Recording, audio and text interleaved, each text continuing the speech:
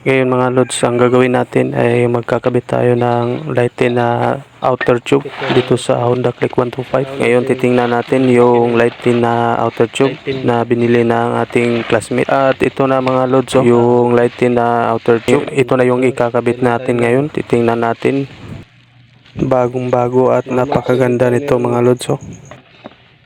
Ngayon tatanggalin natin yung kanyang stock na outer tube, papalit natin dito, tsaka yung kanyang oil seal, dazzle at saka yung lock, kasi lilipat natin yung mga oil seal dito sa bagong outer tube na light tin. Umpisahan na natin, at ang gagawin ko ngayon mga lods, tatanggalin ko yung stock na telescopic port. Let's do this.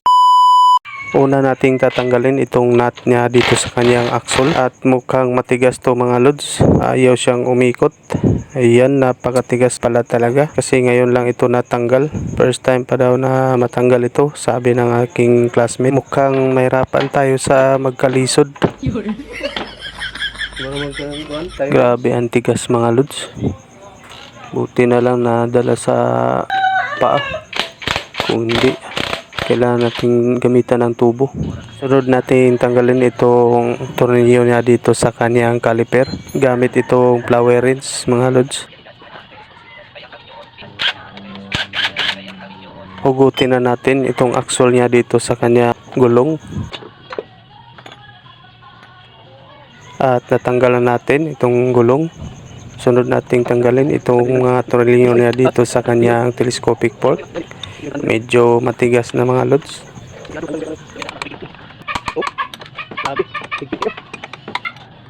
Tanggalin lang natin itong kanyang mga tornilyo, at pagkatapos tanggalin natin itong telescopic port. Dahil natanggalan natin itong sa kabila naman. At ito na ang gagawin natin dito mga lods. Ililipat natin itong outer tube na light tin dito sa stock na inner tube. Gugulatin lang natin itong tornilyo niya dito sa ilalim para lumambot siya mga lods at madali nating matanggal. Importante talaga na gulatin natin o pukpukin natin ng konti itong tornilyo dito sa ilalim para hindi tayo mahirapan sa pagtanggal. At ang gagawin natin dito sa kanyang stock na oil seal at saka dazzle, tatanggalin na natin siya dito. Ayan, natanggal na natin itong stock na oil seal at saka dazzle, kasama na rin yung circlip. Ililipat lang natin itong kanyang oil seal dito sa bagong outer tube na light tin mga lods, kasama na rin yung circlip at saka yung dazzle.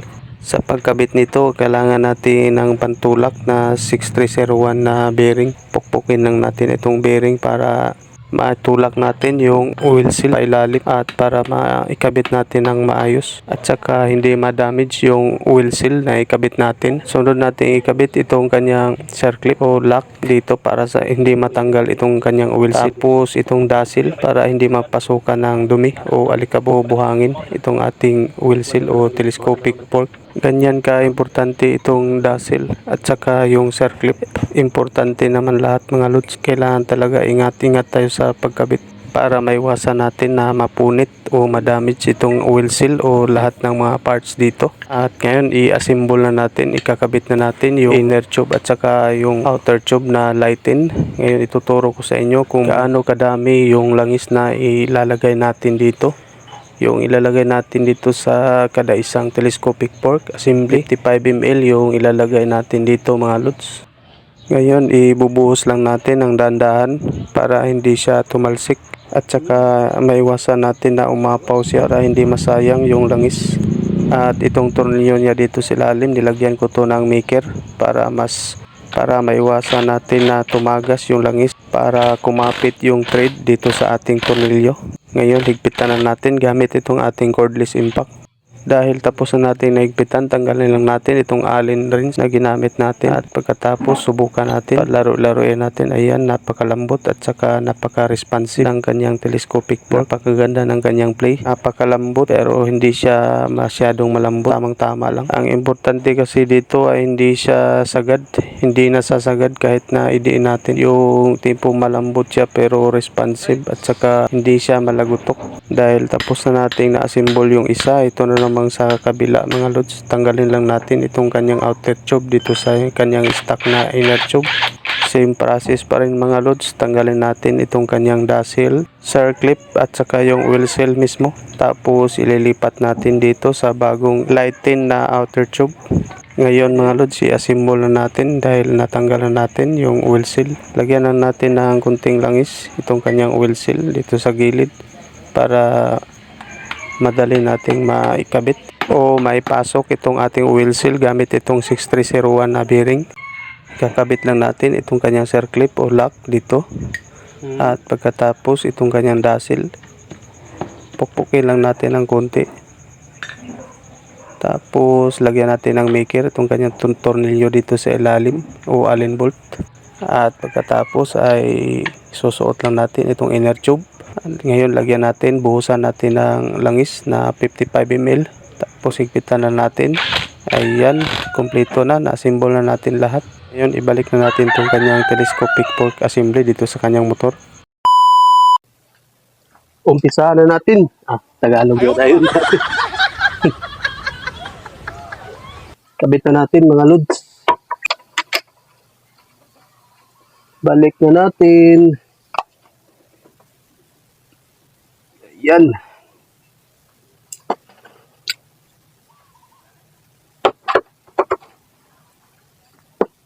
Symbol na natin. Subukan natin ng bagong mic natin kung gagana ba. Shout out dito sa classmate natin. Si Ranusis.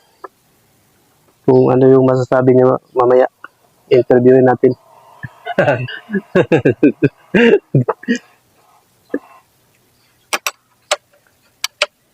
Karating to motor niya sa ibang bansa. Itong video na to. Luzon, Visayas, Mindanao. All over the world, sabi ni classmate. Gusto mag-DIY, kita niyo na kung paano. Kung gusto niyo mag-DIY, magpalit ng outer tube, sundan niyo lang itong video ko, mga lods. Kita lang natin. Ang importante, ang mahalaga. Sakit-sakit. Dito naman tayo sa kabila.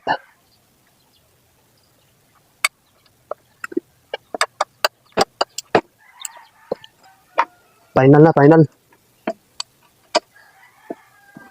Sabi higpit na. Para malaman natin na alay na yung butas. Pantay na yung telescopic. Ilagay natin yung axle. Ayan. Pantay na.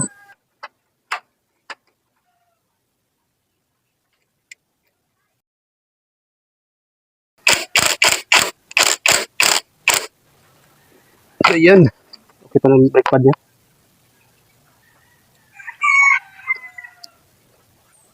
Okay, tikado na ba? Kuan, nipis na kayo. Out ang plate. Pag di mo na bantayan, sira itong plate.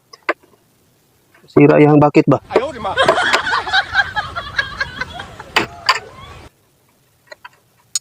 Kita na natin mga lods.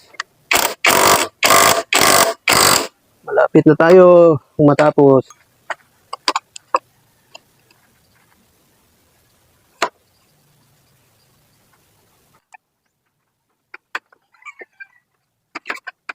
Sakto na.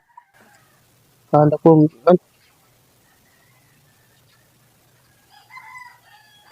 ko, tumama siya dito sa bracket. Ayos. Tama lang. Tama ang timpla. Hindi natin maikot. Importante yung may free wheel ba? No? Ayos. Sa wakas, natapos rin. Salamat sa ating classmate. Kakaganda ng lighting outer tube.